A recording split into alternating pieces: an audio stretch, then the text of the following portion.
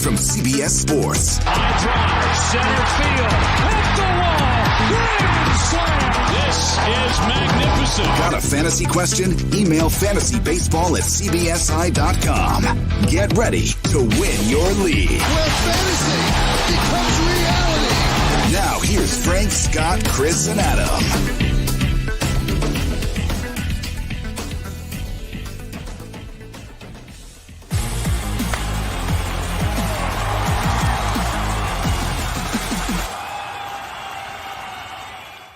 You have questions, we have answers, hopefully. Welcome into our live stream Q&A mailbag extravaganza. Frank Stanfield joined by Chris Towers up until about 7:30 Eastern time when Scotty Dubs. Scott White will jump in from 7:30 to 8 p.m. We are here for the next hour answering your questions, whatever you have. Fantasy, real life baseball, life, hair. What is this thing on top of my head? Chris, what is going on, my man? How's your day going? How's your Monday? My Monday's been okay. I was up until like 4:30 in the morning last night. So, you know, got a little late start to the day. Been doing some writing. You know, it's a normal day. I was very hungry today, actually. It was strange. I ate 2 sandwiches for lunch and I just like kept wanting to snack, so I had to stop myself. I actually just ate dinner. That's why we are a couple of minutes late here, but yeah, I was scarfing out some. I've got dinner simmering on the stove right now. Ooh. So What'd you make, Chris? It's a Puerto Rican dish called asapao, and it's like I guess it's like a gumbo. It's like a rice and chicken stew. Sometimes you'll make with shrimp. It's delicious. It's like my comfort food. It's like when I want to feel like a kid, I eat that, which is weird because the first time I had beer, I was like, this tastes familiar. And it was because my mom uses beer as like the stock base of this when she made it when I was a kid. Interesting. And so I was like aware of the like flavor and aroma, I guess, of like it was always like a giant can of like Foster's or something. So, you know, I make it, you know, just same recipe as my mom. It just makes me feel like a kid. Young Chris Towers drinking a Foster's Australian. Getting drunk on soup.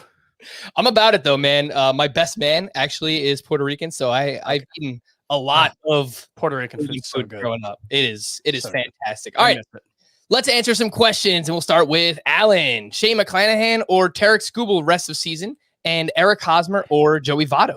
Who you got? I have McClanahan higher. I'm pretty sure. I think the upside's higher there. Yeah.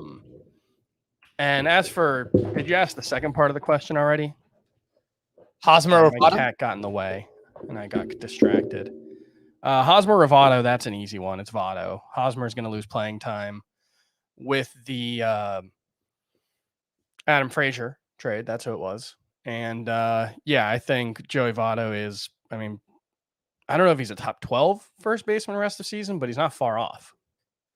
Yeah, I think I have him just inside my top 20. Probably need to move him up a little bit more though, but I'm with you 100%. I'm in on McClanahan and Votto for those two questions. Although I do like Skubal. I do like Skubal too, like long term. He's been a little bit shaky here in July. I think he has some upside, some strikeouts. Yeah. He's got to figure out like the control is an issue at times, gives up a lot of hard contact, and those two things obviously are not going to play long term. So he's got some stuff to work on, but there's definitely talent there with Tarek Skubal, who we've talked about quite a bit all season. This one's from Sean Millerick, who's actually in one of our podcast leagues. Hey guys, what's your top 10 for points leagues in 2022? Have one keeper spot starting next season, and I'm looking to next year in the home league. All right, well, I have pulled up redrafting the first round. Yeah. An article that is on the site, which I'm looking at that too, from July 1st by this guy called Scott White. That's right. Well, we can eliminate. Ronald Acuna not in the top 10. He will not be, but I feel pretty safe saying the top 5 after this in some order will be Fernando Tatis, Vladimir Guerrero, Jacob deGrom, Juan Soto, Shohei Ohtani. Is that fair? I don't know about Ohtani in a points league, but the top 4 for sure, I think is going to be Soto. I think I would probably go Soto, Guerrero, Tatis, DeGrom. I might go Mookie ahead of Shohei, but you can't really go wrong. Well, we know those pitchers get pushed up in points leagues, so I don't know how early it's going to be, but Garrett Cole, Max Scherzer, depending on... Yeah, that's the thing is that there's like no consensus number 2 that I think needs to come right away after those top 5. Yeah, so you can see it going both one of 2 ways. You can see it, because there's no number 2, you could see just a bunch of guys getting pushed up to fill that vacuum. Or you could see people kind of backing off and saying, maybe reaching for a starting pitcher in the first round isn't, I feel like coming off of this year, reaching on a starting pitcher in the first round may not be, we don't even know if Jacob deGrom's going to be that guy. We don't. He's currently on the IL. We're hoping he comes back, but this is like the 5th time he's had an injury this season. So I don't know. We'll see. My sense is that pitchers will be a little cheaper this year. Next year. Yeah, 2022.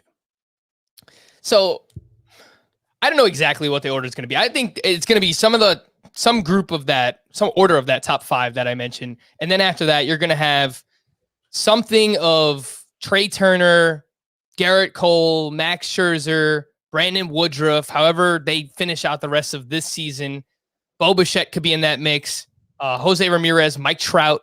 Yep. So I think that's probably the next. Yeah, I think I would put combination Trout. Of 8. Yeah, I think I would put Trout in that 6 to 10 range, maybe even 5 if he comes back and he's awesome.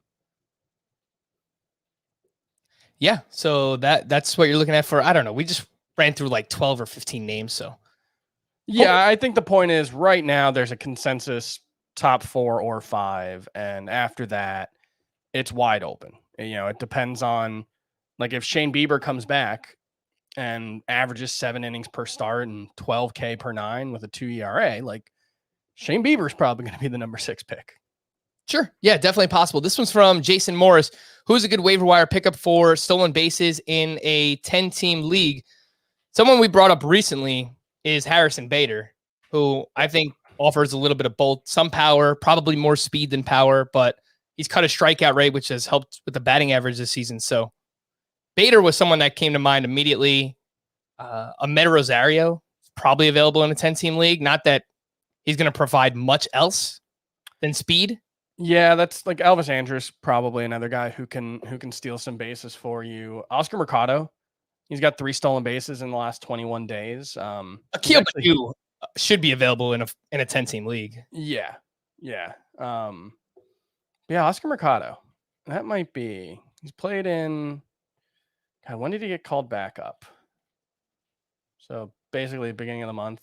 He hasn't been very good, but 3 stolen bases in 21 games. He'll play. Robbie Grossman is 78% rostered on CBS. Could be out there in a 10-team league. He has 12 steals in the season and 15 home runs. He's ranked inside the top 100 in Roto this season. So Nick Ahmed's playing a ton. Luis Robert, if he's still available in a 10-team league, definitely should add him. Robert, one of the Tigers guys, Harrison Bader, maybe even a Brandon Marsh could give you some speed. Those are a couple of names you could look at. This was from Gary. I was just offered Logan Gilbert and John Gray for my Sandy Alcantara in a 12-team points league.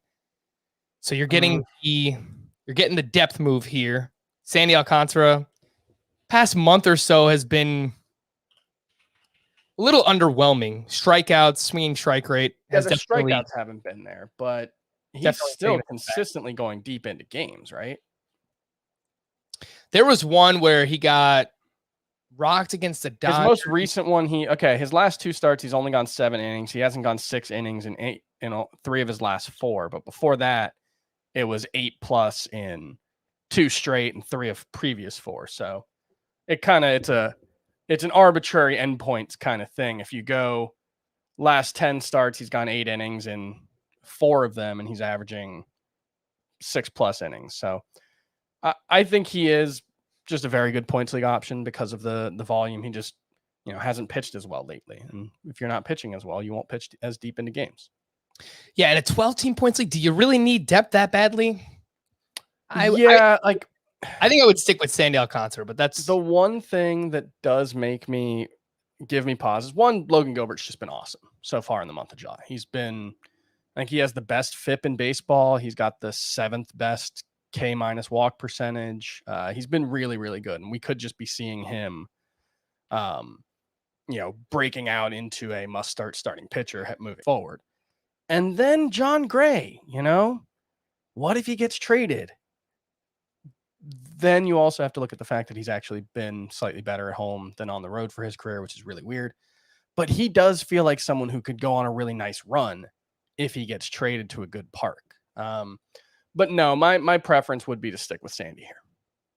Likewise, we are about 10 minutes in. Smash that like button. We are getting some comments here on the hair. Samurai Frank. Yeah, I mean, it's not really a bun. What do you call this thing, Chris? It's like a little. It's like a paintbrush. It's like a little fuzzball. Yeah, it's kind of like a paintbrush. You're right about that. Well, yeah. If you enjoy the hair, I did it for you. This is our last live stream. I could probably do that with my beard. Right. This is going to be our last live stream Q&A for a while here because I'm on vacation next week. And then after that, we've got a whole bunch of football stuff coming on. Don't worry. The baseball podcasts, both of them are not going anywhere. So we're still going to have that for you every day. But this is the last one for a while. Smash that like button. Let us know what you think, how much you've been enjoying it. Someone gave us a thumbs down. What are you doing there? We also got another comment here. When did Frank become a samurai? I guess that's the common look here. The samurai. BZA, RZA, GZA.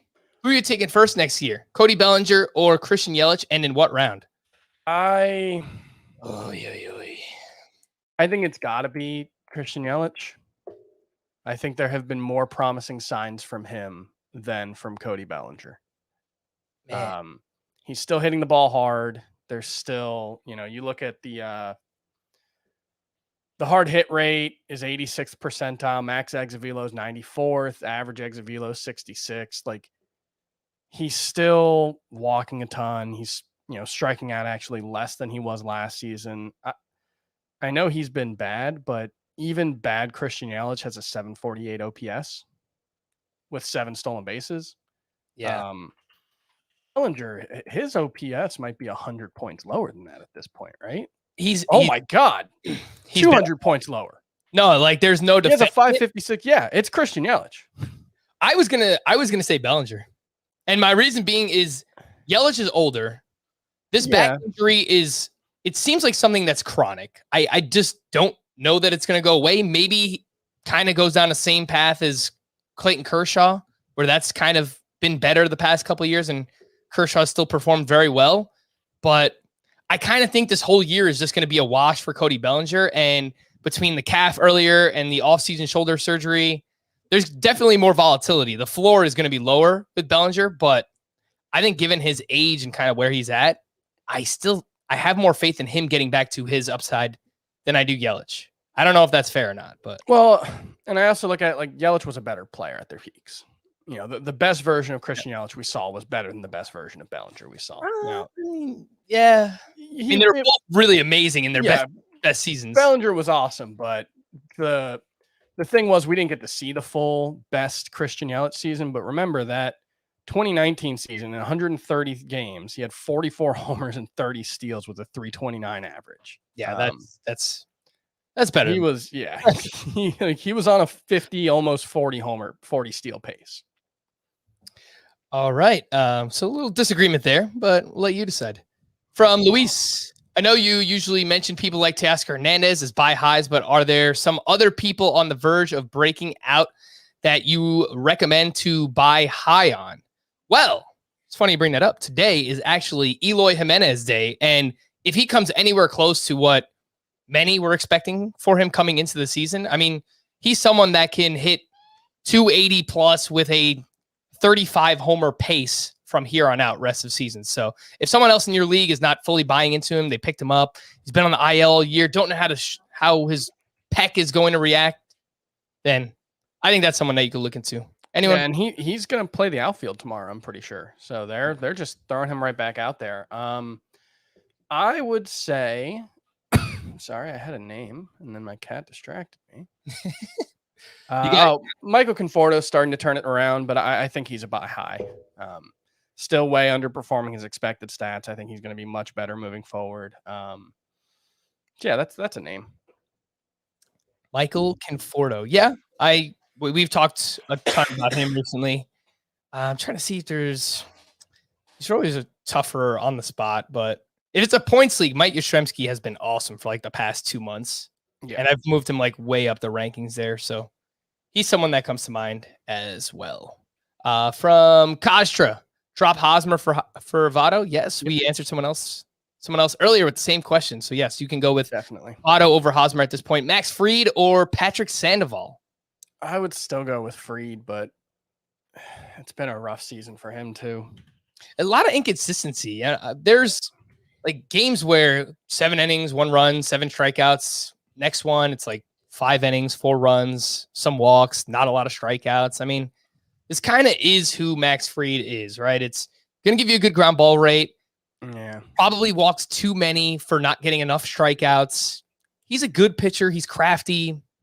He's not great. Yeah, and the problem is you look at, 3 years running now, he's basically at 5 innings per start. This year he's at like 5.2. Last year it was like 5.1. 2019 it was like 5.3. And so, he's inefficient. He doesn't pitch deep into games, and he, the 3.74 career ERA. I don't know. It does seem like he should be better than he is, but I do wonder if at some point, he's 27 years old, we kind of have to accept that this is who Max Fried is. Kind of talking myself back into Sandoval as a choice, just because we're going back and forth, just talking about all of Max Fried's flaws, and they were like, yeah, but keep Max Fried. Well, yeah, because he's got. I mean, then you look at like over the last 3 seasons: 4.02 ERA in 2019, 1.33 WHIP. 2020, 2.25 ERA. 109 WHIP. 2021, 4.46 ERA, 1.37 WHIP. It's very much one of these things is not like the other situation, and we're unfortunately dealing with small sample sizes across the board. But I don't know. I don't know if I would have the courage to drop Max Fried, but I think I might at least consider Sandoval rest of season over him. I would just hope that you have someone else that you can drop. I wouldn't do it. I would hold on to Max Fried. It's been a weird season for him. He's dealt with some injuries in and out of the Braves rotation. I think some of that has contributed to the overall numbers looking much worse than they actually should be for Max Fried. But I'll stick with him. But man, please find someone else on your team that you could drop for Patrick Sandoval. This one is from Austin. Have to bring Gio Urshela off the IL. Who would you drop out of Zack Thompson, Adbert Alzolay, Tyler McGill, Tarek Skubal, 6x6, 12-team, 3 outfielder Roto League? I think I would drop Alzolay. I agree. If you're not starting him this week, it's a 2-star week. If you're not starting, I think you look at it this way. If you're not starting someone in a 2-star week, you can drop them. Yeah, I think Zack Thompson is kind of fringy as well. Sure. He faces the Yankees this week, which, depending on if Judge is out, could be actually a really good matchup for him. So, yeah, I think it's between those two, but I lean Alzolay. Tyler McGill is just, he's very interesting. You look at every level he's pitched at, again, small sample sizes with him as well, but like his numbers are just good. And I was watching highlights today of the start he made on Friday against the Blue Jays, and he's got some stuff. Like, he's a big dude, 6'6", throws 95 miles per hour, has 3 pitches that he can use, and they all grade out as above average pitch values according to Fangraphs. I saw that from SP Streamer on Twitter. That's Michael Simeone. So I don't know. Tyler McGill's pretty interesting, man. I like what I've seen from him to this point. This one's from Scott Wolf. More general question. In leagues entering a playoff push, what strategies do you adjust at this point in the season? Ways to set lineups, types of guys to add, drop, overall philosophy shifts. Thanks. I think it just depends on where you are in the standings. If you're, obviously if you're talking specifically about playoffs, if you're high in the standings, it's all about making the best single lineup that you can. And that's not to say you don't want any depth. You shouldn't trade every single good player on your bench, but if you're looking to make trades, it should be all about consolidating what you have, because playoffs are, somewhat of a crapshoot, and you want to have the best possible, best team that you can put out there, if that makes sense. And I think in this season, Chris, I want pitching depth, man. Like going into September, I want pitching depth. I want to have those options on my bench, 2-star pitchers, guys with good matchups. I want to be able to have some kind of options and flexibility, which given this season, it's hard because you might have more injured players than actual injured spots on your team. But I would say pitching depth. I would prioritize that heading into man, I think about like how many pitchers might be having their innings limited in September. Pitchers who are really, really good and really, really valuable. Obviously, I think Corbin Burns and Brandon Woodruff and Freddie Peralta jump out, but also, if Trevor Rogers comes back from this back thing, he's a prime candidate, although maybe this, helps him avoid that. It could be a situation where a strong pitching staff all of a sudden looks pretty weak. Yeah. Come September, and there's not a whole lot you can do about that. It's tough. And then for like a roto league, if you're in first place right now, I think the key thing is just you probably want to try to trade away someone like Yelich. I think that's a good example of a guy who could turn into a really good player still, but the most likely outcome is that he's pretty inconsistent and at this point probably hurting you a little more than he's helping you. So, I think you want to get away from risky players. And if you're in first place right now, you don't want to have a guy who can cost you that top spot.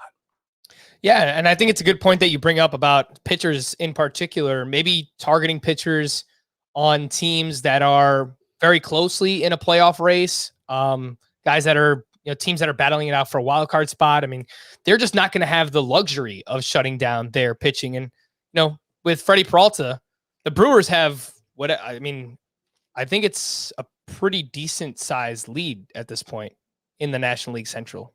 Pull that up for you. 6.5 games. So that they kind of have that luxury right now too. If they want to shut down or limit Freddie Peralta, they can. So maybe, looking at teams like the Giants and the Dodgers and the Padres, who are all they're going to be dueling it out rest of the season. Mets, Phillies, Braves, AL East, Red Sox, Rays, Yankees.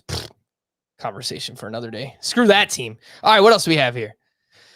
From Joshua, should I drop Jared Kelenic in a 12-man redraft category league for Harrison Bader, Akil Baddoo, or Dominic Smith?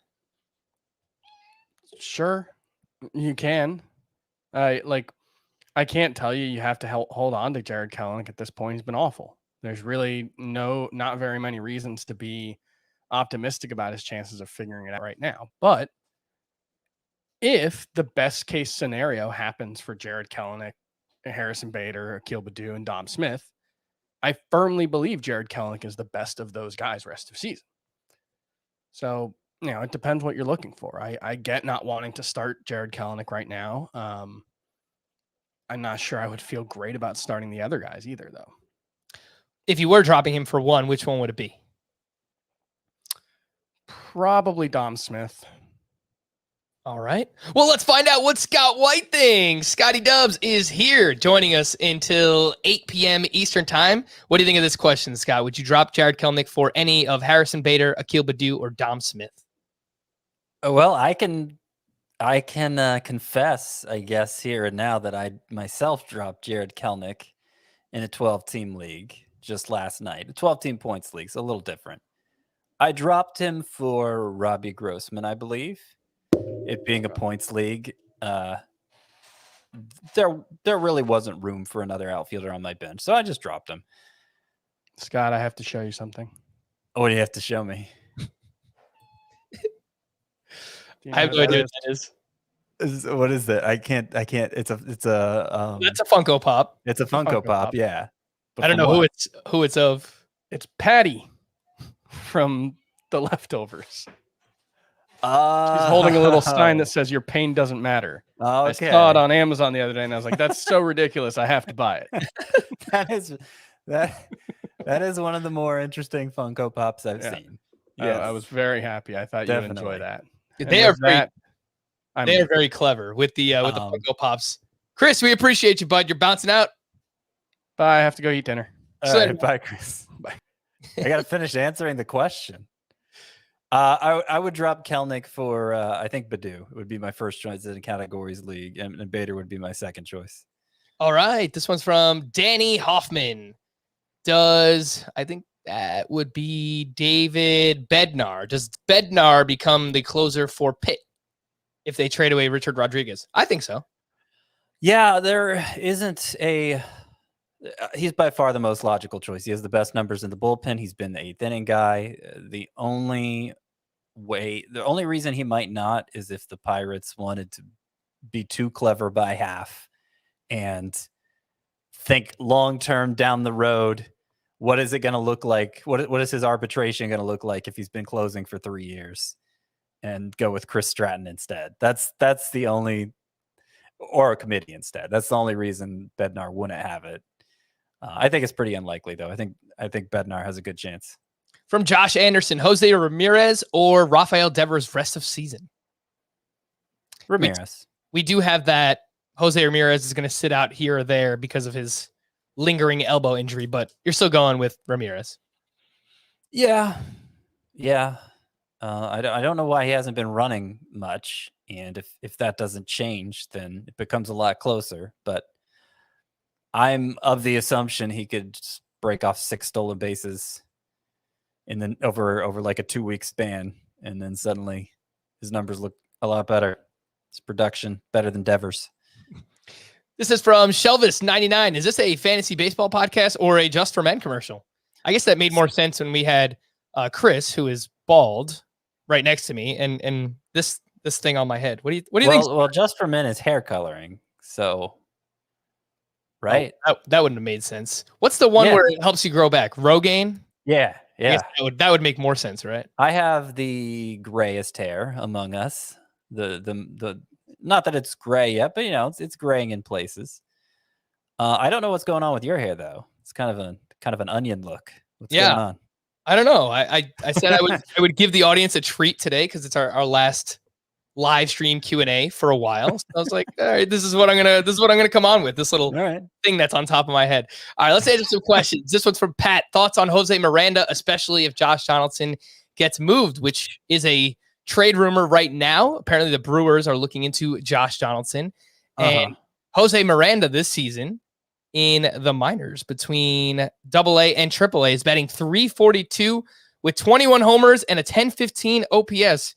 He has never been this good before, but he is currently crushing it, Scott. Yeah, amazing numbers for him. And the most interesting thing I can say about Jose Miranda is that he's the cousin of Lin-Manuel Miranda. Really? You can believe that. Yeah. I put that in last week's prospects column, and nobody said anything to me about it. I thought it was the most amazing prospect tidbit I'd ever found. That's pretty good. But anyway, yeah, he's been amazing. I'm actually putting together, I was working on it right before I logged in here, an article, 12 players whose value could change at the trade deadline. And he is among the 12. For, even if Josh Donaldson himself doesn't get moved, others might get moved so that they just need bats, and Miranda would make sense. He's 24, I believe. His numbers have only gone up since he moved up to AAA. And he seems like, that's some production that's hard to ignore. So I would be interested in him, probably in deeper mixed leagues at first until he proves himself. But he deserves a chance here before season's end. We're just about halfway through here on our live stream. If you can, please smash that like button. Help us out here. If you haven't subscribed to the channel, please do hit that big old red button. Tap the notification bell. You'll get notified every time we go live or we drop an additional video like our Fantasy Baseball Today in 5 podcasts. So please do subscribe and smash the like button. From Matt. Okay to drop Jarred Kelenic and Zach Gallen at this point. Kelenic, we already spoke a little bit about. Zach Gallen, I mentioned on today's podcast that I guess last night's podcast, but you were not 100% sold on dropping him for Patrick Sandoval, right, Scott? It was like wishy-washy. I ended up dropping him for Patrick Sandoval in a 10-team league, which is what I talked about might be the scenario where you drop Gallen, and I ended up making that exact move. Partly, there's a rule in that league where you can only roster 9 starting pitchers. So if that wasn't a rule, I would have found someone else to drop instead. But since that is a rule, I decided I prefer to have Sandoval at this point. One thing I noticed with Sandoval when I was writing last night's waiver wire column is, because he has like a 3.50 ERA on the season. Just as a starter this year, since he moved to the rotation, he's made 11 starts, and his numbers are 3.22 ERA, 106 WHIP, 10.2 K per 9. They get even better if you take out 3 relief appearances he had at the beginning of the season. Someone asked us earlier if we would drop Max Fried for Patrick Sandoval. I couldn't go that far, but no, I would like to find a way to get Patrick Sandoval on my team, if at all possible. Not at the cost of Max Fried, though. I agree with both of those sentiments. Would you drop Zach Gallen for Alex Cobb? No. I would not do it either. All right, let's see what we got. Did Frank lose a bet? No, this is just the hair that I usually have underneath my hat. It's just usually just kind of all flopping around like a big old mop thing going on. So when I want to do this, I have the capability to do so. So it's good to know. This one's from Joseph. In a quasi dynasty league, I have Ronald Acuna, and he will cost me a 7th round pick next year. And for the following 3 years, he will be a restricted free agent and cost me a 1st round pick. I'm getting some bad offers, and I think there's a second part to this. What is fair value for him? I want at least a stud pitcher and 3 assets, draft picks or top prospects like Bobby Witt. I also have Juan Soto for the next 4 years as well. All right, well, that's pretty fun. All right, so Ronald Acuna for a 7th round pick next year, and for the following 3 years will be a restricted free agent and cost me a 1st round pick, which is presumably where he's going to go for the next 5 years. You'd presumably keep him at that 1st round cost each of those years. Part of it is how much of a discount is. It's hard to say how much time he's going to miss next year. I think it could be anywhere from none of next year to, I guess it's possibly misses all of next year too, but more realistically, let's say he potentially misses half of next year. And then so how much is for what will be potentially a less than full capacity Ronald Acuna last year? Is how much of a discount is the 7th rounder really? But obviously you're building your team around him for the next 4 years, right? 3 years. Mm-hmm. I don't know. I think you're probably, I understand you wanting that much for Acuna, but if that's how much it's going to take you to move Acuna, you're probably not going to move Acuna. That's what I would say. If you're more motivated to move Acuna, then maybe like a stud pitcher and 1 major asset like a Bobby Witt, or maybe remove the stud pitcher and you could get 3 long-term assets. Yeah, that's what I was thinking too. Maybe a stud pitcher and a really good prospect. But the way that prospects have played out this year so far, I don't even know if that's something you'd want to do. So I guess keep that in mind. But yeah, right. 7th round Ronald Acuna for next year and being able to keep him for that long, that's very valuable. So you should aim pretty high there for Ronald Acuna. Add Carlos Carrasco or Wascarino. I would add Carlos Carrasco. Would you go with John Gray or Patrick Sandoval rest of season? There's a chance John Gray is traded this week out of Coors Field. Yeah, and that would be a good thing for John Gray. Historically, he's been about as good at home. I think maybe even a little better at home than on the road. Rare for a Rockies pitcher, but I imagine he's had to. I imagine he's had to tailor his arsenal in such a way that it would translate to Coors Field and away from Coors Field. I think he's probably had to hold back to accomplish that feat. And just you move a pitcher out of Coors Field, he's getting better movement, he's getting better luck on balls in play. It can only be a good thing.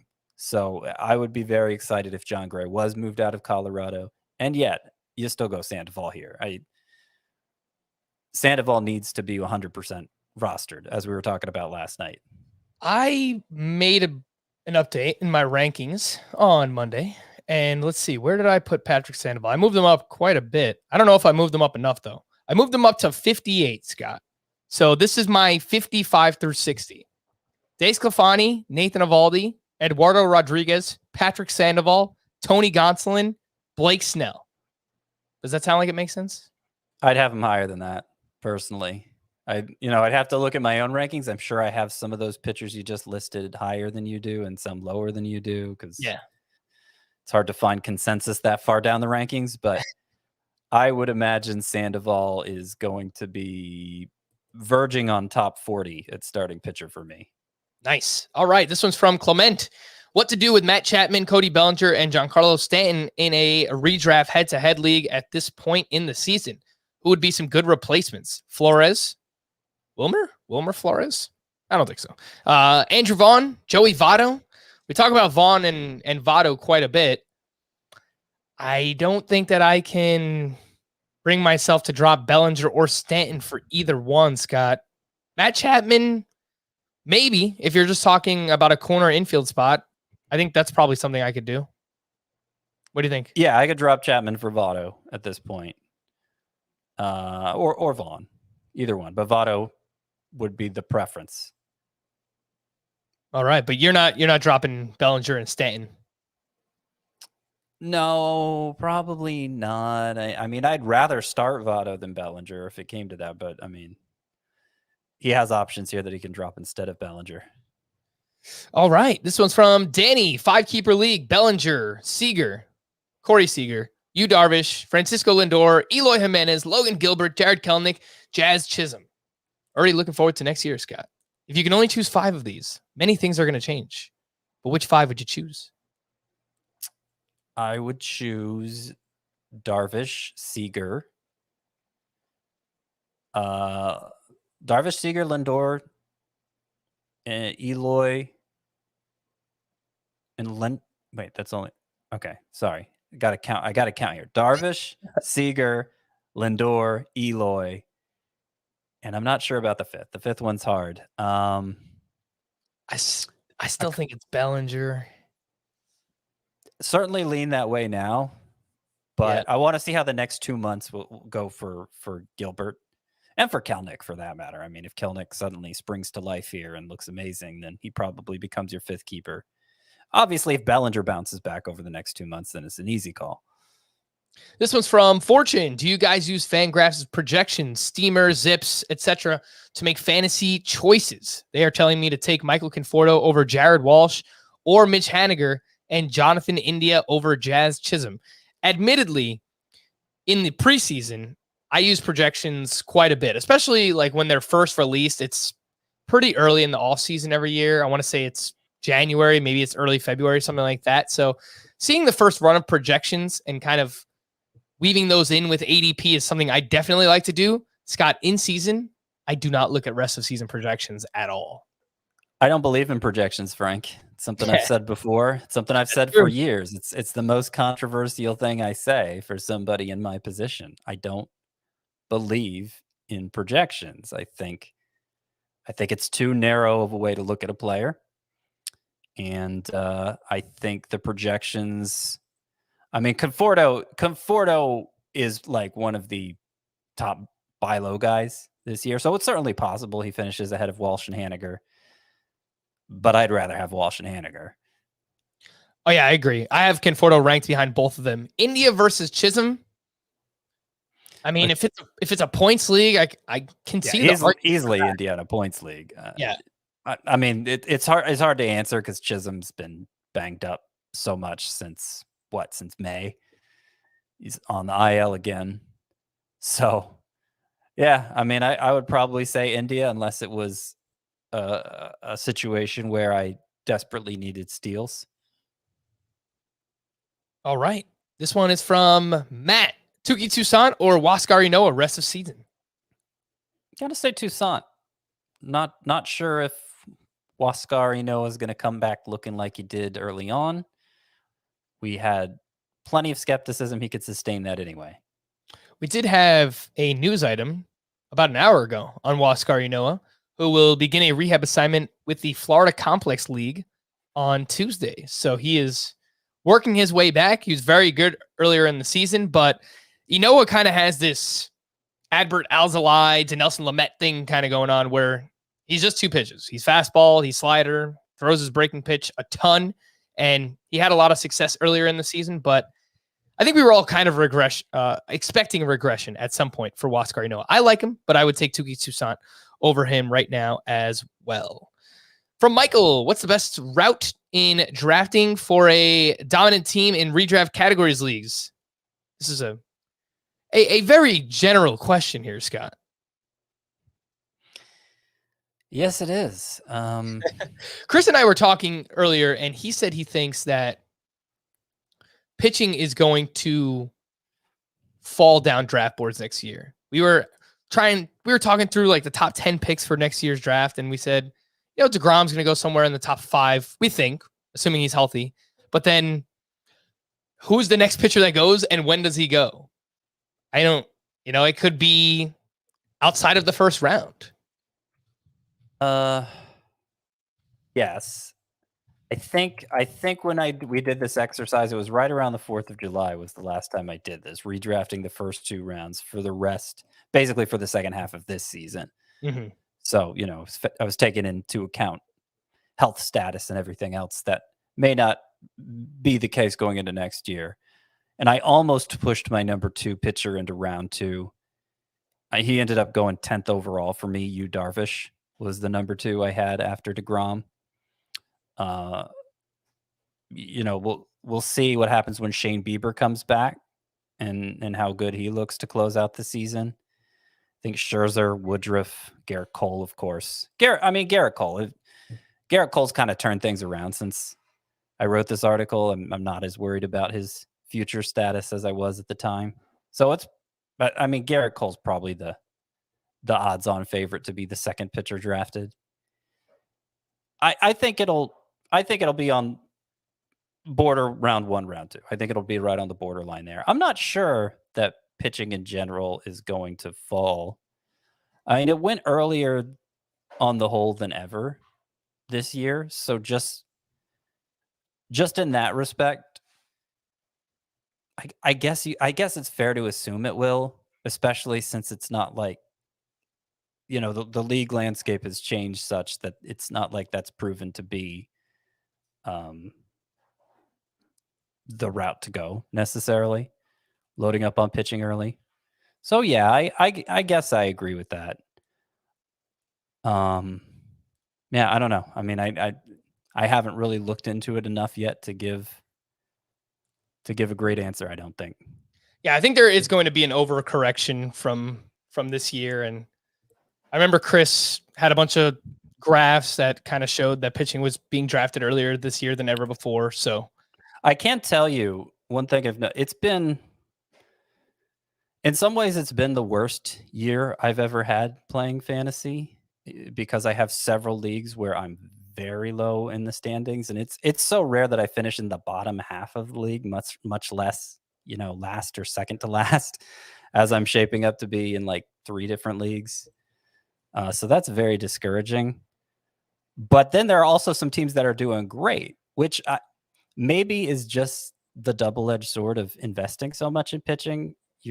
You're less likely to pick the right pitchers, but if you do pick the right pitchers, your team's going to be great. I've also noticed that two of my roto teams that are struggling so much, it's the pitching categories they're the worst in, even though I invested so much in pitching, which, maybe speaks to the same thing. I just picked the wrong pitchers. And, the hitting, I could still make it competitive. But yeah, it's not as easy to do as it looked like it was going to be in 2019 and 2020.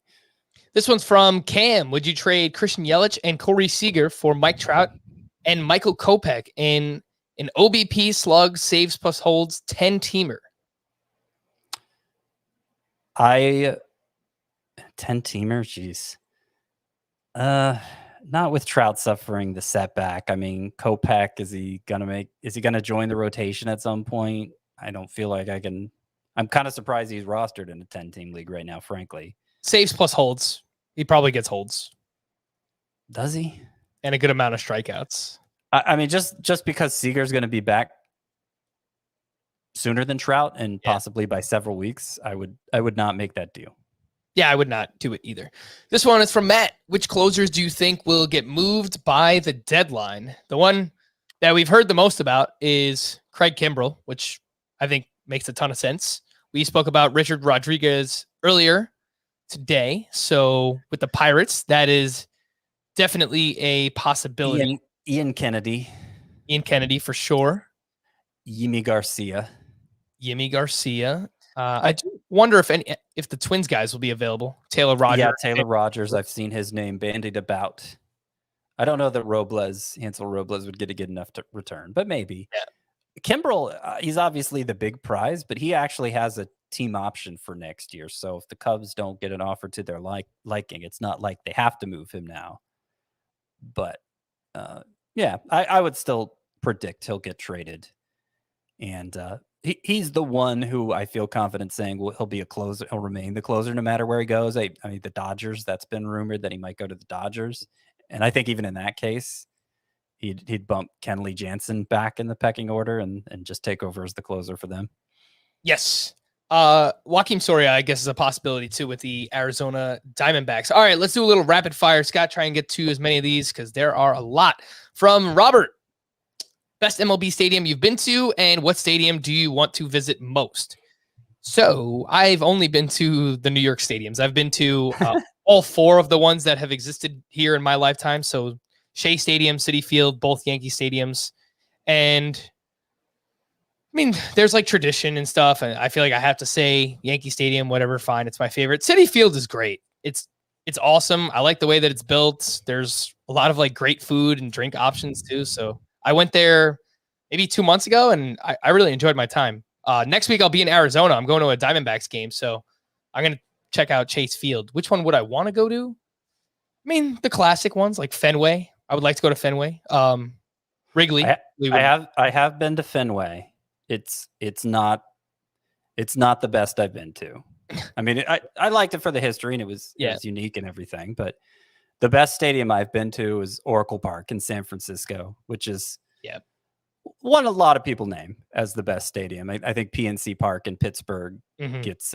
I've never been there, but it seems to get similar praise. But yeah, Oracle Park, upper deck behind home plate. I feel like that's the best bang for the buck seat in any stadium. Upper deck behind home plate, but like particularly there where you just get a feel for the size and scope of the bay, like right behind the stadium. It's just, it was really cool. Next one up, we have from Bruh Moment. Should I trade Freddie Peralta and Chris Bryant for Jared Walsh? That seems like a lot.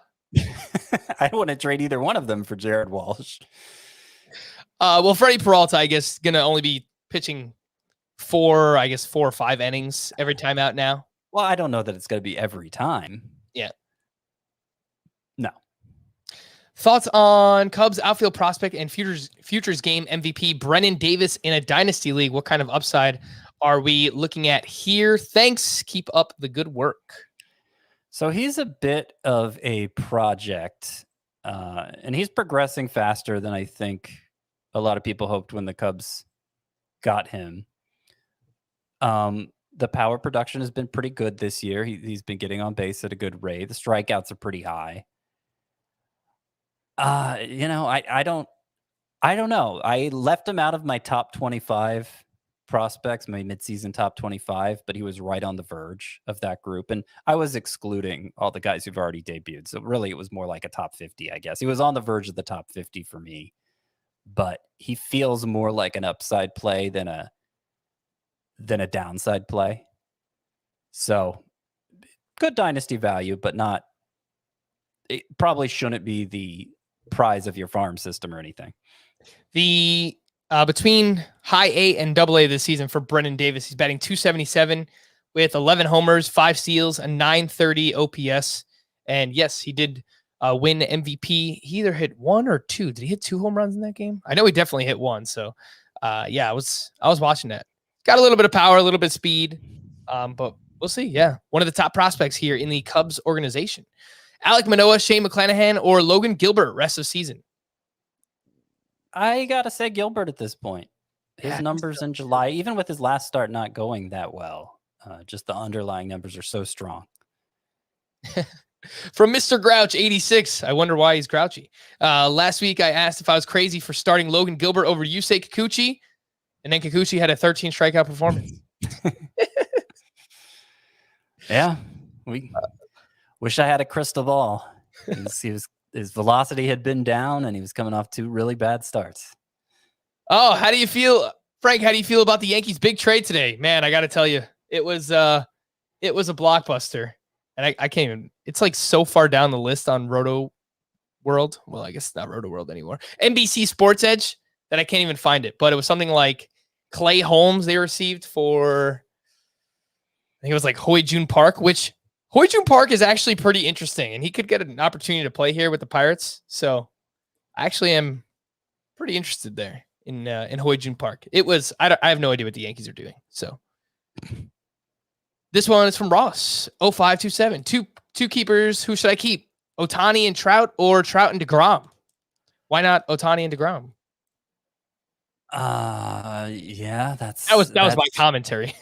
That's in the discussion as well. I think they're all going to be first rounders next year is my suspicion.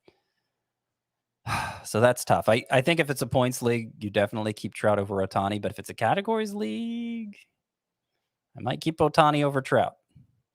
All right, Scott, let's keep it moving here. From James, how would you rate the trade in a 12-team head-to-head points league? I gave up Zach Gallen and Dallas Keuchel for Kenley Jansen. I have a ton of starting pitcher depth and needed RP help. I think that's fine. That's fine. Yeah, I mean, if Gallen were on the verge of dropping him, I don't know that you could have necessarily done better for Gallen and Keuchel. Yeah, that one's it's fine. You're right. From Danny, 11 team, 8 keeper, 1 franchise. Keep a player for life. Need to end that. Send Brian Reynolds and Matt Olson for Max Scherzer, Nelson Cruz, and Yuli Gurriel. Or instead, Yuli get Bogarts. Instead of Yuli, get Bogarts. I guess that's what that is. For Cruz, so you want to give up Brian Reynolds, Matt Olson? Brian Reynolds and Matt Olson for Max Scherzer. Too many nicknames here. Max Scherzer, Cruz, and let's say Bogarts. Yeah. I could do that. I'm like so excited about Matt Olson for the future, but this is probably the peak of, I guess, what his value would be if you're trying to and you're getting Bogarts, who's also very good, as good of a keeper as Olsen, at least, if not better. And you're getting, a true ace. So from Austin, would you drop Nico Horner for Joey Votto, Harrison Bader, Tyrone Taylor, Dalton Varsho, Jeff McNeil, 6x6 steals and walks in a combined category where Fam India are top steals options? 12-team, 3 outfielder roto. I would drop Nico Horner for Joey Votto. I agree. Let's see. What else do we have here? From AD, how long do you expect it to take Eloy Jimenez up to his full potential? And what do you expect that potential to be this season? Well, he was being drafted in round 3, right? Round 3, round 4. Yeah. That's his potential. And he got an extended run in the minors rehabbing his injury. So I kind of expect him to hit the ground running. I got him activated in a 12-team, 3 outfielder league this week. I benchmarked Canna for him, which is kind of hard to do, but I did it. We got about 5 minutes left. There's over 100 people watching right now, and we only have 51 likes on this video. So smash that like button. Someone give I don't like you guys either. What is going on? 2 thumbs down. I mean, do you see this thing on top of my head right now? Well, actually, maybe that's why they gave the thumbs down. That's what I'm thinking. That's what I'm thinking here too. Mm-hmm. Better outfield option going forward: Harrison Bader or Robbie Grossman? Grossman, I think. If you're looking for steals, maybe Bader over Grossman. But Grossman's not a 0 for steals. From Tyler, in a 12-team head-to-head categories league, daily lineups, how would you manage your bench spots between pitchers and hitters? Is it smart to only carry one extra hitter and just hoard/stream pitchers?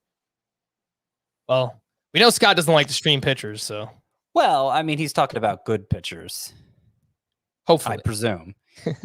Because he's devoting a permanent bench spot to them. Yeah. Honestly, I haven't played in this type of league enough to say with total conviction. My guess is I'd want a couple, like let's say literally a couple, 2 really versatile hitters on my bench to fill in on off days, and then otherwise have a lot of pitchers.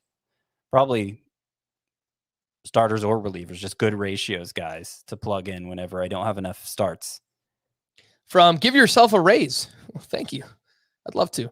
Andrew Vaughn or Max Kepler in a points league? Need to drop one when Aaron Judge comes back. I would drop Kepler. From Andrew, 7x7 league with OBP and extra base hits. Would you drop Sean Murphy, I assume that is, for Dalton Varsho or Luis Torrens? I would drop either Murphy, Tom being the other, for Varsho. I want to take a shot on Varsho now because I think his upside is enormous at catcher. He's going to play more often than the average catcher, and he's going to steal bases, at least a modest amount. So, I mean, from today forward, I think it's possible he's the number 1 catcher in fantasy. I'm not saying that's the most likely scenario, but it's a realistic possibility. So I'm taking a shot on Varsho at this point. From Months Behind, does Kyle Muller keep his rotation spot with Ian Anderson and Wascarino coming back? I would bet against it, though he did pitch pretty well against the Mets here on Monday. 5 shutout with 3 strikeouts. He was fine. He was good. I hope he does. I hope they do something like move Drew Smiley to the bullpen. Yeah. And if they decide to sell in this last week here before the deadline, Charlie Morton could be gone. He's only signed through this year. True. And could fetch a good return. So I'm pretty hopeful Muller remains in the rotation. Tarek Skubal or Zack Thompson? Skubal. Drop Andrew Kittredge for Daniel Bard. I'm not sure if I said the same thing to that Skubal thing last night. Anyway, I mean, do you need saves or don't you? Kittredge is better ratios. Bard's going to get you saves, though. So just depends what your league rewards more, what you need more. Drop Jared Kelenic for Andrew Vaughn in a points league. Yeah, I'd do that at this point. Who else we got? Are we at the point where Kevin Biggio is droppable? I think so. I will point out in Tout Wars, which is an industry expert league, 12-team head-to-head points, deeper lineups, middle infielder, corner infielder, 5 outfielders. I actually picked up Kevin Biggio just because I have so many injuries. I lost Nick Castellanos. I lost Eddie Rosario a couple of weeks ago. I lost Francisco Lindor. I just need bodies. And so in the league that deep, I picked up Kevin Biggio. So, but if it's like a normal 3 outfielder league, a points league lineup, sure. I think Kevin Biggio is droppable. Rank these starting pitchers in a keeper league: Dylan Cease, Ian Anderson, Logan Gilbert, and Shane McClanahan. Anderson, Gilbert, Cease, McClanahan. I don't know. That's tough. I was ready to put McClanahan number 1, Scott. I think he's going to be awesome. Yeah, he might have the most upside. Anderson might have the least upside of this group, but he's obviously the most proven of them. Yeah, this is close. I think I would go Ian Anderson, McClanahan, Gilbert, Cease, but those are all very, very interesting players. From Nicholas, grade the trade in a 12-team category OPS/quality start league. I gave up Garrett Cole and Javi Baez and got Trey Turner, Kenta Maeda, and Max Fried. I have Carrasco about to return. I kind of think in this format, Garrett Cole and Trey Turner is fair. I probably even lean with Trey Turner a little bit. And then that means you basically gave up Javier Baez for Kenta Maeda and Max Fried. Yeah. It seems like a straight C trade. Just both sides did fine. Yeah. That's what I think. I like the return a little bit more, so I think I would go with C+, but it is close. From the Big Blue, should I drop Adolis Garcia for Jesus Aguilar or Willie Adames? 12-team head-to-head points. Adames. Adames is must roster, I would say. Do you just look at his numbers since joining the Brewers and his history at Tropicana Field? Adames needs to be snatched up. There are a lot of comments about my hair and some that I just cannot post what they are saying right now. But I do appreciate the feedback, whether it's good or bad. This is not something I'm going to do often. It's a fun day. It's Happy Monday. Jazz Chisholm or Wander Franco? I'm glad you added the last names there. It seemed like a different kind of question. I will say Wander Franco. That's not really a question, but let's see. What else do we have here? Graveman or McGee? Kendall Graveman or Jake McGee? McGee. Unless the Giants get Kimbrel. Which I've heard none about, so. But I guess saw something earlier today. It is definitely a possibility. All right. Let's see here. What should be the level of commitment to trading for Luis Robert? What can we expect him to do? Well, you can expect him. You can hope. I think more of a hope than an expectation. He returns in mid-August and hits 240 with power and speed the rest of the way. 250, let's say. Power and speed the rest of the way. Probably going to be top 20, 25 outfielder when he does return.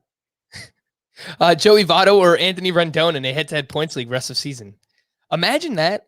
Imagine I said before the year, Scott, that on July 26th, that would be a legitimate question. What is this, 2016? I would say Votto now at this point. Oh, man. Sheesh. Bobby Witt, ETA? Whenever Whit Merrifield's traded. Well, I don't even know that it's contingent on that because Merrifield's fully capable of playing the outfield. I expect to see Witt at some point in August. All right, just a few more here, and then we are getting out of here. We'll be back later on around midnight, recap Monday's action. We're going to play a little Fantasy Feud. Should be fun. Scott and Chris going head-to-head in Fantasy Feud. 12-team head-to-head categories league.